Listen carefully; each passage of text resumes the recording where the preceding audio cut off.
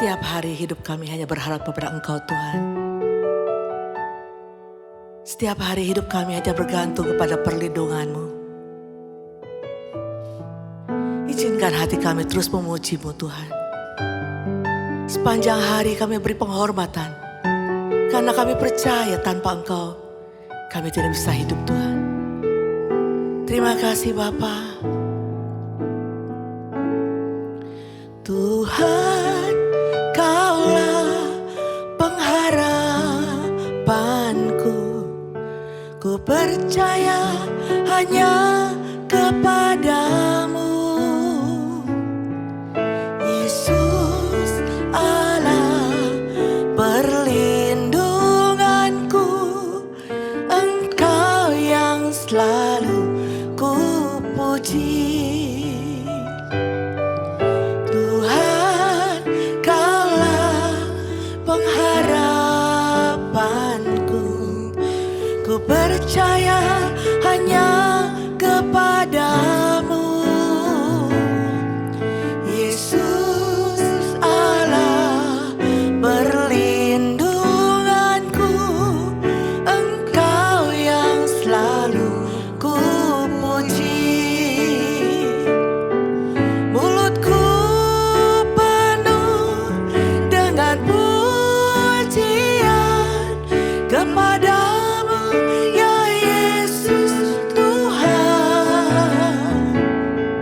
Sepanjang hari ku beri penghormatan kepadamu, ya Allahku. Terima kasih Bapa buat perlindungan, pengharapan yang Kau berikan dalam hidup kami. Ajar kami tiap hari, setiap saat, tiap waktu mengandalkan Engkau di atas segala-galanya.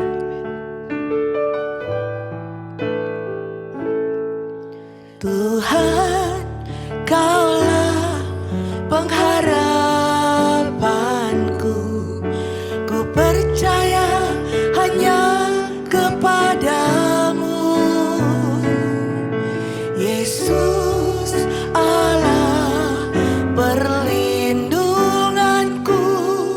Engkau yang selalu ku puji. Mulutku penuh dengan pujian kepadamu, ya Yesus Tuhan. Sepanjang hari ku beri penghormatan kepadamu, ya Allahku.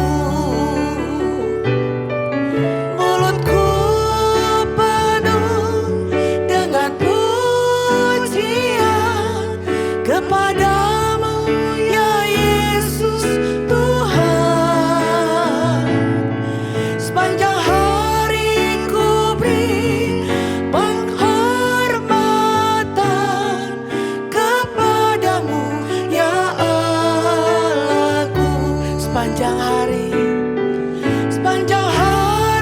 ku beri penghormatan kepadamu, ya Allahku.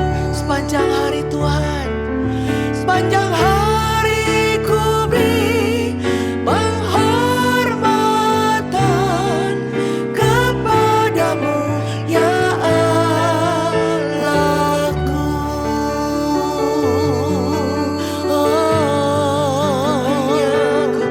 Sepanjang hari Tuhan, haleluya, haleluya, haleluya, Jesus,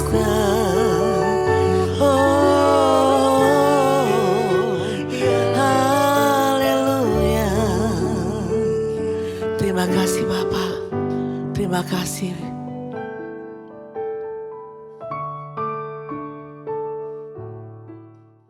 Pembacaan firman kita hari ini diambil dari Roma 13 ayatnya yang ke-8 sampai 9. Di sini Paulus mengatakan, janganlah berutang apapun kepada siapa juga, kecuali berutang kasih terhadap satu sama lain. Sebab orang yang mengasihi sesama manusia sudah memenuhi semua hukum Musa.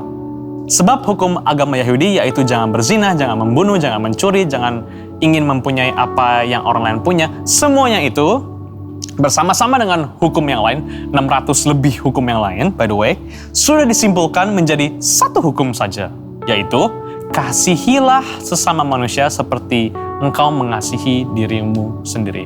Aku hari ini mau ngebahas tentang love, L-O-V-E.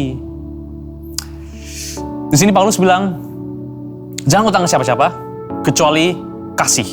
Kalau kasih, kamu harus kasih terus. Oke? Kalau kasih, harus kasih terus.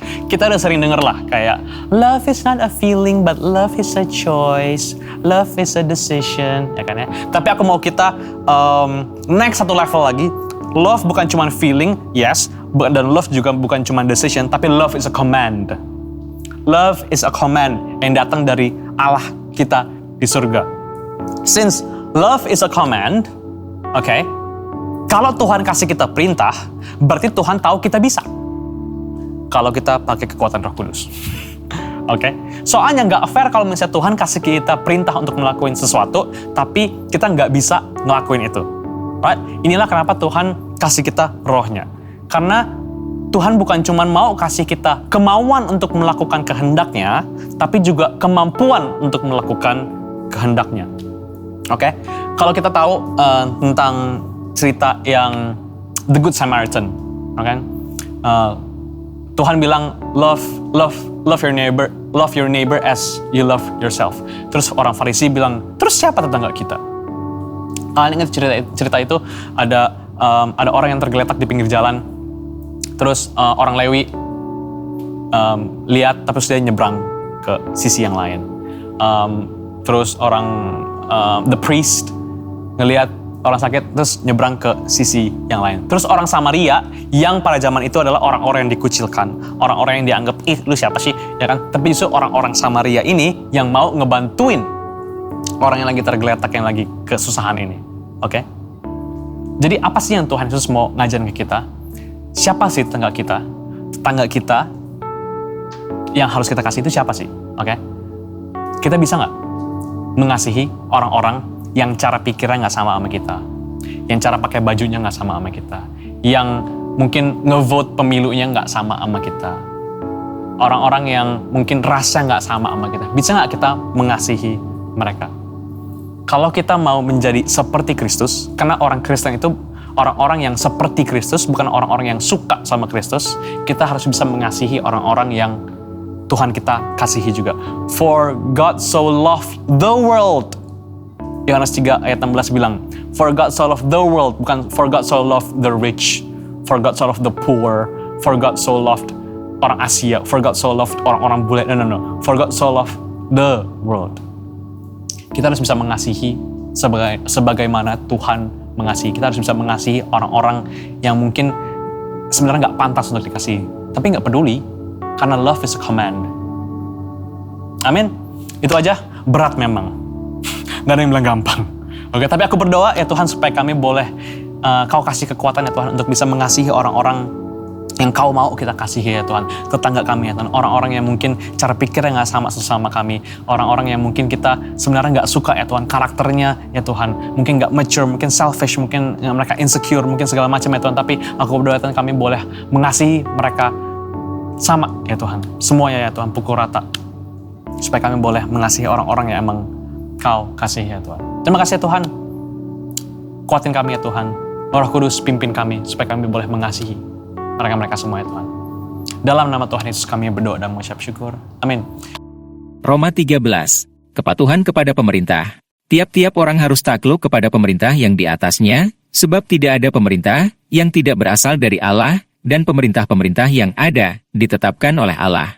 Sebab itu barang siapa melawan pemerintah, ia melawan ketetapan Allah, dan siapa yang melakukannya akan mendatangkan hukuman atas dirinya. Sebab jika seorang berbuat baik, ia tidak usah takut kepada pemerintah, hanya jika ia berbuat jahat. Maukah kamu hidup tanpa takut terhadap pemerintah? Perbuatlah apa yang baik dan kamu akan beroleh pujian daripadanya. Karena pemerintah adalah hamba Allah untuk kebaikanmu. Tetapi jika engkau berbuat jahat, takutlah akan dia. Karena tidak percuma pemerintah menyandang pedang. Pemerintah adalah hamba Allah untuk membalaskan murka Allah atas mereka yang berbuat jahat. Sebab itu perlu kita menaklukkan diri, bukan saja oleh karena kemurkaan Allah, tetapi juga oleh karena suara hati kita. Itulah juga sebabnya maka kamu membayar pajak.